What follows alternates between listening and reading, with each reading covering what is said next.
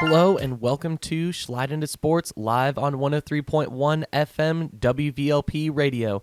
I'm your host, Ryan Schlyde, and what a crazy week of college basketball and college football, and the, I guess, not necessarily parallels, but just the opposites of the way that both of the weeks kind of went. I mean, with college football on Friday and Saturday, you see a bunch of chaos, like Clemson beating Louisville on Friday night.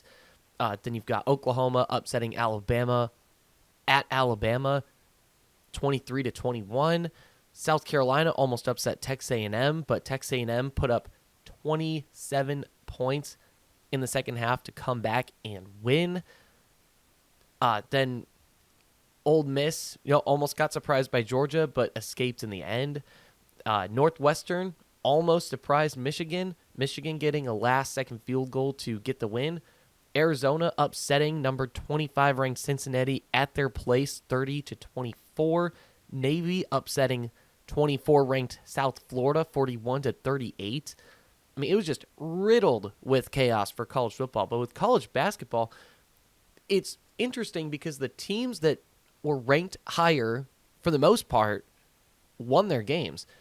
I mean, you look at Michigan, Wake Forest on Tuesday last week. They escaped Wake Forest 85-84 in overtime, but they did still get the win. UNC beat Radford 89-74. Duke beat Army 114-59. Florida beat Florida State 78-76. Auburn beat Wofford 93-62. Arkansas beat Central Arkansas 93-56. Louisville, this is one where it's like kind of, disproving my point with the chaos, but since there's a lot more games that happen in college basketball per week than college football, this is, bound to happen. But Louisville beat Kentucky 96-88. Louisville was ranked 12th. Kentucky was ranked 9th. Texas Tech lost to Illinois. Texas Tech was ranked 11th. Illinois was ranked 14th. That score was 81-77. Otherwise, though, besides those last two games I just mentioned, college basketball teams that are ranked higher than their opponents are winning. Arizona beat Northern Arizona 84-49. BYU beat Delaware 85-68. Gonzaga, number 19 ranked Gonzaga, beat number 23 ranked Creighton 90-63. Tennessee beat North Florida 99-66. Houston beat Oakland 78-45. Michigan State beat San Jose State 79-60. Number 2 ranked Purdue beat number 8 Alabama 87-80 on the road at Alabama, no less. Number 4 Duke beat Indiana State on Friday 100-62. Kentucky beat Eastern Illinois 99-53. Texas Tech beat Milwaukee 80-63. Creighton beat Maryland Eastern 84-45. Arkansas beat Samford 79-75. Illinois beat Colgate 84-65. UNC beat NC Central 97-53. Michigan beat TCU 67-63. Arizona, number 5 ranked Arizona, beat number 15 ranked UCLA 69-65 in a very close game. Number 19 Gonzaga beat unranked Arizona State 77-65. 12 ranked Louisville beat Ohio 106-81. 25 ranked Kansas beat Princeton 76-57. St. John's beat William and Mary's 93-60, and number 3 UConn beat number 7 BYU 86-84 in another really close game. So a lot of these games, especially these ranked on ranked games, fairly close, but the higher ranked team comes out on top. But in college football, it's almost the opposite. But I don't know. I just thought that was intriguing, considering the facts that, most of the time, both of these sports have chaotic elements to them. Purdue, they beat Akron. Houston barely escaped number 22 Auburn 73-72. Just, yeah. I mean, if you didn't hear already, there's a lot of teams in there that I mentioned twice. I mean, a lot of these teams play twice a week, most weeks. So, yeah, that's pretty much the week recap for college football and college basketball right there. Something I wanted to get into really quick was the appointment of a new chairmanship for the College Football Playoff Committee. And the reason why I want to bring this up is because it's midway through the rankings where we could see the committee look at teams in a different way. Because so essentially what happened was Baylor's athletic director Mac Rhodes stepped down from his position due to personal reasons and also university investigation. And the Arkansas athletic director, he got nominated for to fill the void of a chair. And he was already a sitting member of the committee, but not as a voting member, if that makes sense. He was initially appointed to be the 13th member, but then served out his final appointment, and now he's back, I guess, due to being renominated. But the reason why I think this could be interesting is because we've kind of seen already what the now previous committee was thinking of these teams in the college football sphere. What they think of each of the conferences, what they think of each team's resume, how they value wins and losses, how they value in-conference standings for certain conferences, which group of 5 teams they value, or which group of 5 conferences they value as well, because, group of 5 normally only gets 1 spot. There was an opportunity for them to get 2 spots, but Virginia beat Duke, and now Duke is out of contention for the ACC title as of right now. So that chaos scenario is even less likely of happening where there's 2 group of 5 teams that make it into the playoffs. Anyway, the point I'm trying to make here is I'm curious to see whether or not the committee stays consistent with the thought process and how they view these teams. And I think it's going to be intriguing just because of some of the outcomes that I had rattled off a couple minutes ago. You look at even just within the SEC, for example. This weekend, I don't know if I said it in the previous broadcast, but I know I definitely said it in a TikTok. But this weekend was going to be very pivotal for what the, I guess, part of the rankings where it's not the top 6 necessarily that it's going to dictate, but more so 7 through 18, maybe, because there's a cluster of SEC teams that were playing against each other that were all ranked within that number. You've got some of them already rattled off, Texas A&M, South Carolina, even though South Carolina is not ranked, but Texas A&M, if they fell, then they would have fallen within those numbers. Oklahoma, Alabama, that is now going to flip the rankings around a bit. Georgia, Texas, that was a game where, because they're both SEC teams that have decent resumes, not a lot of losses, highly ranked, both in the top 10 at that point.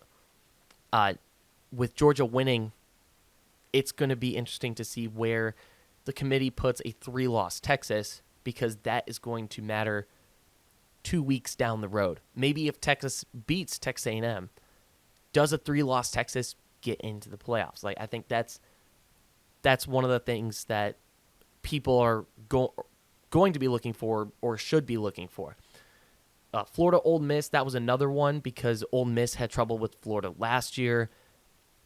There was a scenario where maybe Florida won, but Ole Miss, they got their revenge. They won 34-24.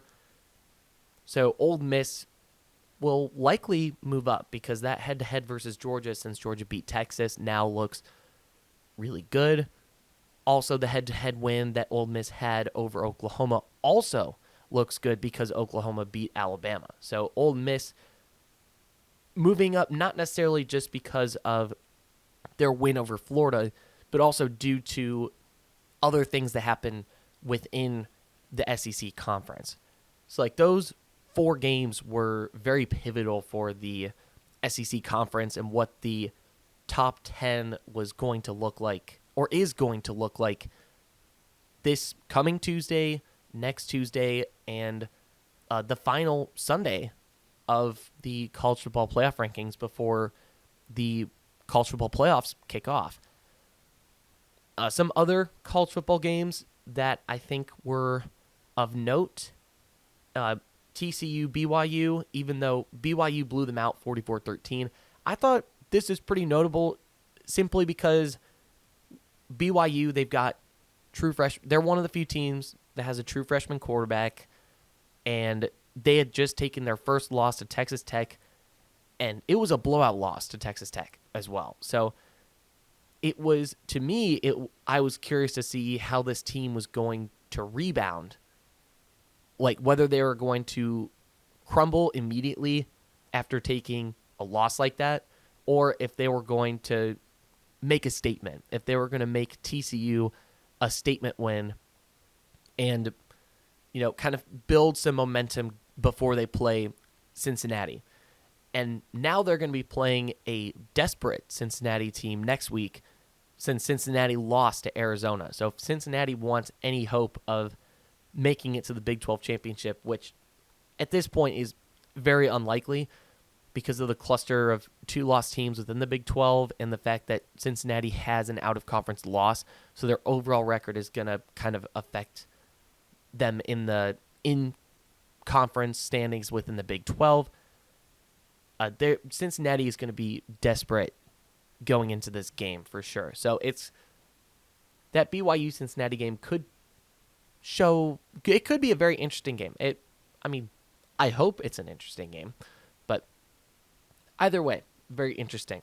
The Iowa-USC game, also very intrigued by USC. They started off down going into the second half, and they fought their way back. It started off with just a couple field goals, and then they got a touchdown, and their defense held strong. And I was surprised by this because, Iowa, very physical defensively, and USC, definitely under Lincoln Riley, has shown that they have had trouble winning games against physical teams like Iowa. So even though it was at home, it was also raining, which those conditions favor Iowa more because normally it doesn't rain in Southern California. So the fact that it was raining that day, just right before that game, I'm like, oh, well, USC, you're taking your 3rd loss. I thought that was it for USC. And then when Iowa went up 14 points, I'm like, okay, maybe I was right. Maybe that's it. But USC, they didn't give up, and they fought back, and they stayed physical, and they won the game. The last 2 games, there's more than that. There's 4. Never mind. Anyways, the last 4 games that I think were notable as well, Georgia Tech, Boston College. Georgia Tech escaped with their lives against Boston College, which for them, very bad. I think that's not going to look good in the eyes of the committee. Boston College, they have won a singular game. They were able to contend with Notre Dame a little bit, weirdly enough, but for the most part, they've gotten blown out by their opponents. But Georgia Tech's defense got exposed in this game. Georgia Tech put up 600-something yards of offense against Boston College, and it was still a 2-point game. That says a lot right there. Just watching the game, seemed like neither team really was playing defense, but Georgia Tech, I mean, you should be able to play defense against Boston College. I mean, I know it's a road game, but come on, like, it's Boston College. One win, Boston College. Like, get it together, Georgia Tech. You're playing Georgia in 2 weeks. Like, you need to get it together if you want to make the playoffs, because, I mean, yeah, Georgia Tech probably going to the ACC championship. They're probably going to the ACC championship. But if they want to solidify their spot in the playoffs so that way they can go into the ACC championship and not have as much pressure on that game being a must-win, like if Georgia Tech beats Georgia, that game becomes less of a must-win. They don't need to win the ACC championship as badly. And if anything, what Georgia Tech could do is if they beat Georgia, lose the ACC title, that could push another SEC team out and make it easier for Georgia Tech or Virginia, because it's looking like Virginia is probably going to be that other team that plays Georgia Tech in the ACC title. And what about Miami? Even though Miami has 2 losses, they do have that head-to-head win over Notre Dame. So is that also going to be a factor that the committee is going to consider? Because, I mean, Miami, they are at 15 right now, or they were at 15. We don't know what they're going to be by Tuesday yet. I mean, we can't see the future. I don't have a time machine. But that's something that could be looked at, because, I mean, Miami, they've been playing a lot better since that loss against SMU. So that's something I think the committee will probably look at as well. Because, I mean, last week, Miami was the highest ranked ACC team, even though Miami is not even in the top 3 right now in the ACC standings, like in conference standings. I mean, granted, those standings are more based on record than anything. But either way, like, they are not in the top 3 right now in the ACC title standings. So, and we also know that the committee doesn't necessarily punish conference championship game losers because they make those games. I think the only way that a ACC title contender, like, in the game would be punished would be if they were outside of the top 12, because then there would be no way for them to get in without winning the ACC championship. But if Georgia Tech beats Georgia in 2 weeks, that's a top 5 win for Georgia Tech. The committee would have to put them in at least the top 10 and definitely above Georgia. So, yeah, it's getting really crazy down the stretch. It is getting very crazy down the stretch.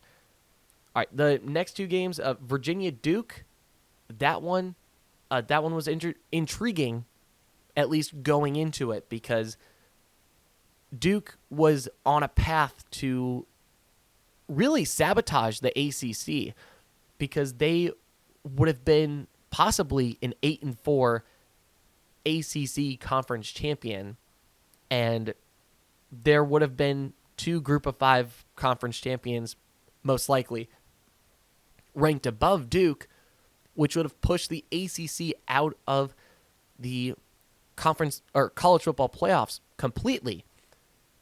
But Virginia, they got the win, which preserves the, I guess, integrity of the ACC, whatever that means. Anyway, all right, in the last game, or one of the last games, South Florida, Navy. South Florida, they had to claw their way back after Navy just put them in a hole early on in the game in the first half, and South Florida just was not able to get it done. So now, Navy, even though they had a relatively easy schedule the first half of the college football season and then got blown out by Notre Dame at Notre Dame, they showed that they are still a contender for that American Athletic Conference title and even a bid to the college football playoffs. So, big statement win there by Navy. Big statement win by Navy. And the last game, Michigan Northwestern. Just looking at this right now, with face value, I think Michigan was most likely looking ahead to Ohio State. I would be too if I was Michigan. They've been relatively mediocre this year. They have decent wins, but they also have pretty shaky losses. So, not the most consistent ranked team by any means. They are a solid team. They've got a great run game. I'll say that much. But, throwing 2 interceptions against Northwestern and almost losing, really, really bad look. If anything, this might serve to Michigan's benefit because then maybe Ohio State won't look at them as intently. They won't be as, stressed out for this game, and maybe Michigan sneaks up on them and beats them for, the 6th or 7th year in a row. It's at Michigan, so they do have the home field advantage. But if Michigan was to beat Ohio State, then it would, and if Michigan wins out, then Michigan will most likely be playing in the Big Ten championship against Indiana, unless Indiana for some reason drops the ball against Purdue, which I don't think will happen, but this is November in college football, so anything is possible. But yeah, that's my, take on the Week 12 games for college football. We'll go back to looking ahead to the Week 13 games, college football, but let's look at some of these college basketball games here real quick. Some of these key ones that happened last week. Starting with, Creighton Gonzaga. That was a pretty closely ranked matchup. And these, conference versus conference matchups, I think, are of great importance because it kind of tells you early on which conference is better than the other. You don't really know who's better within the conference, even though, yes, there's rankings, there's numbers next to some of these teams, but obviously, if college sports, really college basketball and college football, teach us anything, it's that the number next to your team doesn't necessarily matter. It really doesn't necessarily matter because you can win any day. No matter where you're ranked or how good you are, the other team could play like crap and you could win. That's sometimes the way it goes. So anything can happen with some of these teams. Again, with college football, look at Penn State. Penn State preseason ranked number 2 in the country, and then they lose to Oregon in double overtime after going 3-0. Then they lose to UCLA, then Northwestern, and then they go on this losing streak after losing Drew Aller and firing James Franklin, and just the team just ends up being in complete chaos, and they get their first Big Ten win this past Saturday against Michigan State. So, even if you're preseason ranked, number 2, you could still, play like crap for a majority of the year and end up missing out on, the postseason glory. So, anything is possible. Anything is possible. Okay, so back to Creighton Gonzaga. I apologize for that rant, but sometimes they're necessary. But yeah. Anyway, so Gonzaga, they put up 90 on Creighton's 63 points. It was pretty even in the first half. Gonzaga put up 44 points in the first half. Creighton put up 38. So pretty even. Both teams were, for the most part. It was very close. But then Gonzaga puts up 46 points to Creighton's 25 points. They were able to have a much stronger defensive effort in the second half. Or Creighton just wasn't able to hit their shots. Or both. But either way, just not great for Creighton to, I guess, curl up in a ball and sit in the middle of the court to give away the game. But field goal wise, Gonzaga 52.9% from the field, 33.5% from the 3-point line. They were 53.8% from the free throw line as well. Not bad. It's not bad. Then you've got for Creighton, they were not great from the field, 36.7. I mean, in comparison to Gonzaga's percent from the field, definitely not great. I mean, Gonzaga almost made as many field goals from the field as Creighton had attempts from the field. Creighton had 49 attempts from the field. Gonzaga made 37 field goals. So, just something of note. And then for the three-pointers, I mean, both of them made about the same amount of three-pointers. Gonzaga made 9 out of 27. Creighton made 7 out of 25. So, even though the percentages are slightly different, they were basically the same. Gonzaga and Creighton were basically the same when it comes to the three-point line.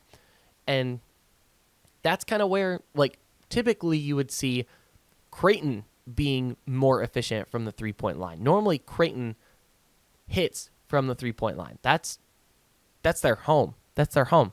They thrive behind the three-point line. But, like I said earlier, sometimes you have a bad day, and that's that. You lose the game. So, granted, Creighton was the underdog in this game anyway, but still. Total rebounds, they were about the same. Offensive, defensive rebounds, about the same, only separated by 2 to 4. It's not much difference there. The key thing here was the turnovers for Creighton. Creighton had 16 turnovers to Gonzaga 7, so they had more than twice the amount of turnovers that Gonzaga had there. Creighton also only scored 20 of their points from the paint, so not good. So when you see the field goal percentage where it says 18 for 49, 36%, that's pretty much, the 20, they got 20 points there, pretty much. And then free throws, I mean, this is kind of also where, you look at some of these stats after the game and you see the free throw stat line. Gonzaga only had 13 attempts from behind the free throw line, while Creighton had 31. You would think, even just looking at that, sure, Gonzaga won the turnover battle, but they committed 10 more personal fouls than Creighton did. And Creighton was hitting their free throws. So that, if you're just looking at the stats, that should tell you that the only reason that score is as close as it is because of Creighton making more free throws and more of their free throws because they had a higher percentage of made free throws as well. So, and that also, that's something to look at for a later time for Gonzaga.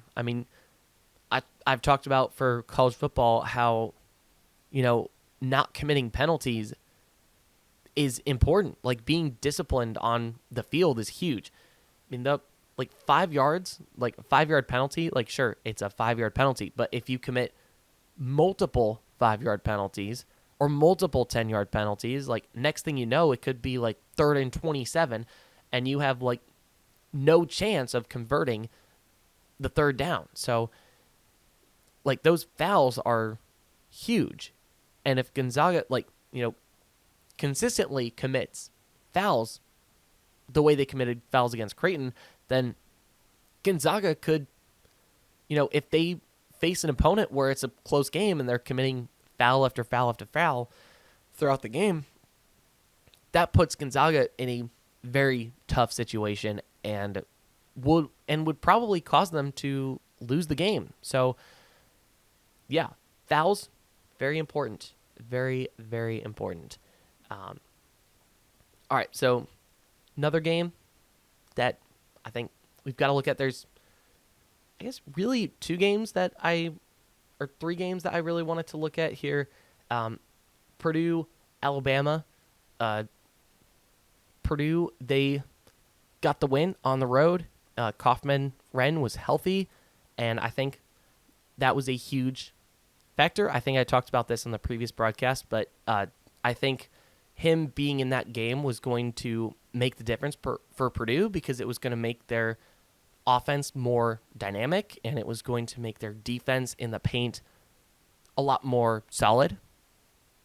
In a way, a lot more solid, having like a good big guy down there to be able to block shots, get rebounds is huge in basketball. Alabama, like especially against a team like Alabama where they're shooting a bunch of threes, like rebounds are huge, because you don't want them to have too many opportunities from behind the 3-point line. And yeah, that's kind of what ended up costing Alabama there in that game as well. I mean, they were less efficient than Purdue was from behind the 3-point line, even though they took twice the amount of threes and made about twice the amount of threes as well. So, but Purdue, more efficient from the 3-point line, more efficient from the field, and also had more free throws.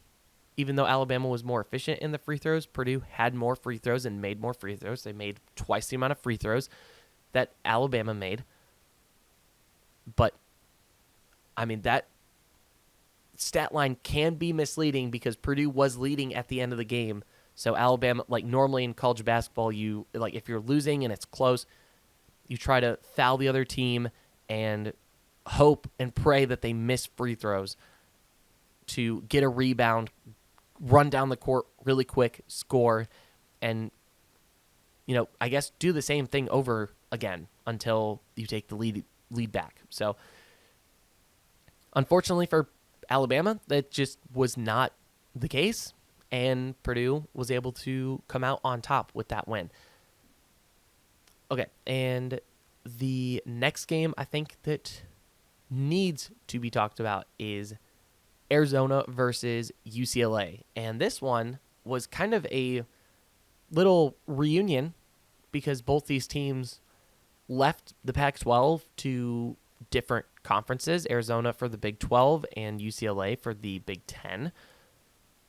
Both these teams, they were the powers within the Pac-12 as well. So that was another, reason why this was kind of interesting, was just because, it's a reunion of the two powerhouses of the Pac-12 in basketball, going head-to-head. Arizona, obviously, they ended up getting the win. They were more efficient from the field, 26 for 55 versus 25 for 58. 3-point line, UCLA they made 3 more 3-pointers than Arizona did, which, even though they took about the same amount of threes, Arizona was 6 for 19, UCLA was 9 for 17. The percentage is drastically different. It says Arizona's percentage was 31.6, while UCLA's was 52.9. That's a huge difference efficiency-wise, but if you look at the quantity of the amount of threes that both teams took, it's about the same. So, yeah, important. That's why you gotta look at stats and the context. Anyway, the free throw line, both teams took about the same amount of free throws. They were the same amount of efficiency as well. They both had the same amount of turnovers, which you don't see too often. They both had 15 turnovers and same amount of fouls as well. But where Arizona beat UCLA was the rebounds. They had 33 total rebounds while UCLA had 24. And those rebounds are incredibly important because you get the rebounds. Like I was talking about earlier with the Purdue game, a rebound, especially an offensive rebound, equals another opportunity at scoring in the same possession. It also equals extending the time of possession and decreasing the amount of time that UCLA has the ball, or at least in this case, UCLA having the ball. Arizona had 9 offensive rebounds to UCLA's 6, and Arizona had 24 defensive rebounds to UCLA's 18. So those rebounds, that is what won Arizona the game that day. And the last game that we need to talk about before we go into this week, or before we start projecting the college football and college basketball games, is Houston versus Auburn. Houston, they won 73-72. Field goal percentage for both of them, they were about the same, 43.1% for Houston versus 38.6% for Auburn. Both took a little less or a little more, like Houston took a little more than 60 field goals. Auburn took a little less than 60. 3-point wise, about the same. They made the same amount of 3-pointers, but Houston took 2 more attempts at the 3-point line than Auburn did. Auburn had 33 attempts at the free throw line, made 21 of those, and Houston made 10 of their free throws to their 12 attempts. You would think, like, even just looking at some of these stats, like if you're just looking at the fouls, like 23 fouls versus 14 fouls, you would think that Auburn would have had this game in the bag, but no, Houston, they ended up winning. Both, they had the same amount of rebounds and same amount of turnovers. Houston even had 1 more turnover than Auburn did, but Houston, they got important steals in that game, and they also got some big blocks. They got 5 blocks and 7 steals versus Auburn's 2 blocks and 5 steals. So even though the turnovers were about the same, Houston was able to capitalize on them more. They were able to, turn those turnovers into points, essentially. Okay. Before I start talking about the Week 13 college football games and this week's college basketball games, I have a message from our sponsor. This broadcast is brought to you by Authentic Impact, a Northwest Indiana executive coaching practice working with family businesses to ensure their legacy. When you started your business, you made a promise to do things differently, better than anyone else. Over time, as the business grows, that promise can get diluted or even lost. Penny Schlyde at Authentic Impact helps family business owners reignite that promise, weaving it into team engagement, performance, and hiring so your passion becomes the heartbeat of your company again. Learn more at authentic-impact-coaching.com. All right, let's start getting into some of these college football games here really quick. And it's going to be decently quick to go through some of these because, this is normally the week where instead of, normally teams will schedule a FCS opponent or group of 5 opponent, from the Power 4. Earlier in the year, the SEC, a lot of the SEC teams do it in, this week or last week of November. Or, this past Saturday, not the last weekend of November. But, anyway, so it's going to be very quick to go through some of these. USC, Oregon, that one, the time is still to be determined. It doesn't say when the game will be on, but this is a critical matchup in the Big Ten because, USC and Oregon, they're at the 3rd and 4th position in the Big Ten standings. Oregon currently ranked 8th in the CFP, and USC at 17. So USC needs this win to propel themselves into the playoffs. They're already in the conversation. They're borderline playoff team right now, but they're one of those teams where because they have 2 losses, they need to win out and for things to go their way. So, like this on the road in Eugene, like this huge, huge game for USC. Both these teams, they've beaten Iowa, who is very physical. I think the way USC did it was a little more impressive, but that's more because they had to come back from behind, and the fact that Iowa put up more than 20 points against a team, which is rare for the most part. At least a ranked team is kind of rare.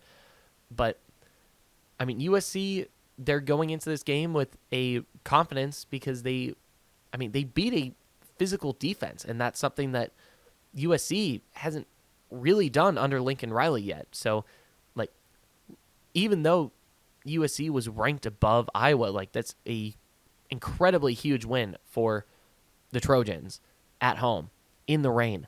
So, I think this game, like, significant importance. Like, this is probably a college football playoff elimination game, if we're being real. Like, this is a college football playoff elimination game. So, again, like, this game, super important. I kind of like USC a little bit. I mean, the way they've been playing pretty well since losing to Notre Dame. So, I could see USC going into Oregon and getting the win, but USC also is not great when it comes to traveling. Even, like, it doesn't necessarily matter where they travel. They just don't perform quite the same on the road. And Oregon, they're a really, really good team. And, I mean, they were able to beat Iowa essentially man down because they didn't have their wide receiver one. They were also, I believe, down one of their linebackers. But Oregon was still able to come out with the win there. So I think Oregon should win this game. I didn't get the chance to check what the spread was, but I think I'm assuming Oregon is favored in this game, but I would say I'd say the Ducks get the win. The Trojans probably cover. I will say, though, I think for this game, whatever the over is, I would take it because both these teams can light up the scoreboard. They're both very, very capable of doing that. So I would say whatever the over is, I would take the over because I think both of these teams have the potential to put up more than 30 points. Like, they both could put up 30 points on each other. Like, that's just how good both of their offenses are. I mean, Oregon has the better defense, which is why I think Oregon will win at the end of the day. But both these teams are going to be putting up a crap ton of points. All right, the next game that could be important, that like they could shake things up, is Missouri-Oklahoma. Now, Missouri hasn't really had great quarterback play since Bo Pribula went out with the injury. But, Oklahoma, maybe they go into this game with too much of a high. Maybe they come in a little too overconfident, and Missouri walks in and, gives them their third loss. Maybe. Like, that is a possibility. I don't think it will likely happen. I think Oklahoma will probably destroy Missouri. Definitely beat them, but probably destroy them. And yes, there is a difference. Like, by beat them, like, I'm more talking about like a close game or just by a touchdown. But like destroy them, I'm talking like 20 plus points. Like, destroy. So, yeah, I think Oklahoma should win that game, but it is an in-conference game, and Missouri, they've got nothing to lose at this point. So they could just sit around and spoil another SEC team's like hopes at the playoffs. Then there's BYU Cincinnati. Talks about the implications there a little bit for the Bearcats, about how they're going into this game desperate now that they've lost to Arizona. I think BYU should win this game, especially after the way they played against TCU. I think BYU could honestly blow out Cincinnati, possibly. I mean, BYU beat Utah, and Utah blew out Cincinnati. So I think BYU will get it done against Cincinnati. I'm feeling pretty confident about that game. For the ACC, we've got Pitt versus Georgia Tech. Now Pitt, obviously, they lost to Notre Dame, but it doesn't affect where they're at necessarily in the ACC since it was not an ACC loss. And Pitt could flip the top of the ACC on its head if they walk in to Atlanta and they beat Georgia Tech. That would give Pitt the best chance to make the playoffs. I mean, I don't think they probably will. I mean, they have 3 losses now. They have 1 in-conference loss, but 3 losses total. So the only way Pitt makes it is an ACC title, like win. But I don't think that will probably happen. But the ACC, I mean, it's been the wild, wild west. So I could maybe see Pitt beating Georgia Tech. I mean, Georgia Tech's defense, they looked bad against Boston College. So honestly, I think Pitt could probably beat Georgia Tech and, switch around the ACC a bit. But yeah, Pitt. I'm liking Pittsburgh in this game. I think Georgia Tech will probably win, but I'm more inclined to pick Pittsburgh. Like if it's against the spread, I'm more inclined to pick Pitt. Yeah. So those are the big games. Like those are also all on Saturday as well. There is games on Tuesday through Friday. None of them really have playoff implications, but I mean there is still football being played. But this weekend, it's kind of more of a bye week, I guess, for college football fans because there's not as many games that have playoff implications. Because, I mean, like I said earlier, like most of the SEC teams are playing like Eastern Illinois or Charlotte. Like Alabama's playing Eastern Illinois this weekend. Georgia is playing Charlotte. Texas A&M is playing Samford. Who else? I mean, I guess Tennessee, Florida, but I mean, neither of those teams are making the playoffs, but they are playing each other. But yeah, like those are a couple games where it's like they're playing inferior opponents. I guess kind of going back to last week, there was a couple like Tennessee played New Mexico State. Who else? Yeah, I mean, that was probably the biggest one. Kentucky played Tennessee Tech. Like, that's just kind of the way it is. Like, and I'm not, like, criticizing the SEC necessarily for, scheduling, like, inferior opponents. Like, everyone does. Everyone schedules inferior opponents in the Power Four. Like, that's the way it is. I am not criticizing the SEC by any means. I'm just saying that this is the time of year, like, this week, or this Saturday, last Saturday, and like first Saturday of November, that's kind of when the SEC teams generally schedule one of those games. Like, that's the way it is. I mean, I'm not criticizing. I'm just like, I'm telling it how it is. I am telling it how it is. But yeah. Moving on to college basketball, we have a ranked-on-ranked matchup on Tuesday, the 18th. Kentucky goes up against Michigan State. Michigan State, they beat Arkansas last week. So this Kentucky game it will be interesting. And I'm curious to see how Michigan State, does after going up against Arkansas and Kentucky losing against Louisville. On that same Tuesday, we also have a battle of the Blue Bloods. We have Duke versus Kansas, and Kansas is traveling to Duke. So this one, very interesting. One of those ranked-on-ranked matchups, out of conference.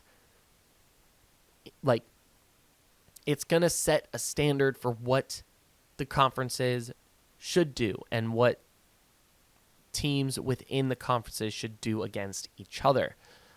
A lot of the times when it's midseason, expectations just kind of go out the window or get crushed or change. And yeah, like this, again, this Kansas Duke game is one of those games where it's going to set an expectation for teams in the Big 12 and the ACC. And kind of going back to Michigan State, Kentucky, that's one that's going to set expectations for teams in the SEC and Big 10.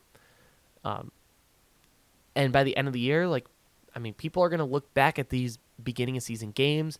The people, like the committee that make the March Madness bracket, they're going to look back at those games and say, okay, like the ACC teams, for the most part, beat the Big Ten teams, or the Big Ten teams, for the most part, beat the SEC teams, or the SEC teams, for the most part, beat the Big 12 teams.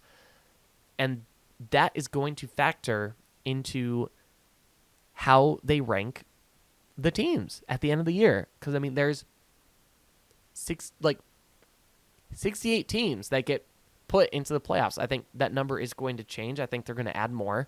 But right now, it's 68. So, like, those beginning of season games, they do matter. Even though we don't necessarily know really anything about these teams, because college basketball, I mean, you think the transfer portal is active in college football. No, like college basketball, it gets insanely active. So, like, you don't really know what some of these teams look like. I mean, Indiana, like, I think I probably said this last broadcast, but Indiana, like, new head coach, new assistant coaches, whole new roster. Like, how on earth are you supposed to be like, okay, this team is one of the best teams in the country when you have not seen those, like, individuals work together on a team, like, for the most part? I mean, yes, like, obviously some of those people came from Darren DeVries, like, West Virginia team, like his son, like Tucker, anyway. But yeah, like, there's just a lot of different variables that happen with some of these teams in college basketball, more so than in football. So that's why those beginning of season matchups where it's non-conference games, like, they do matter. They matter significantly. Then there's Arizona, UConn. I mean, Arizona, like, they're on fire right now. UConn, last year they were kind of in a rebuilding phase, but still, did pretty well for the most part. And they have a decent amount of people coming back. Obviously, some people transferred, some people transferred in, some people transferred out. But, both these rosters are different than last year's rosters. And it's kind of hard to predict what either of these teams are going to do. I mean, obviously, Arizona, they beat last year's national champs in Florida. Now, just because Florida won last year in the national championship, does that mean that Florida is good? Not necessarily, no. Because some of those players transferred out or they went to the NBA draft. Arizona also beat UCLA. So, again, like, you don't necessarily know how good a team is. Like, yes, Arizona has 2 ranked wins on their schedule, but are those teams good? Like, are those teams as good as their ranking? I guess is more the question that I'm asking. Now, you look at UConn's schedule, and UConn, the only ranked team that they've played so far this year is BYU, where they won by 2.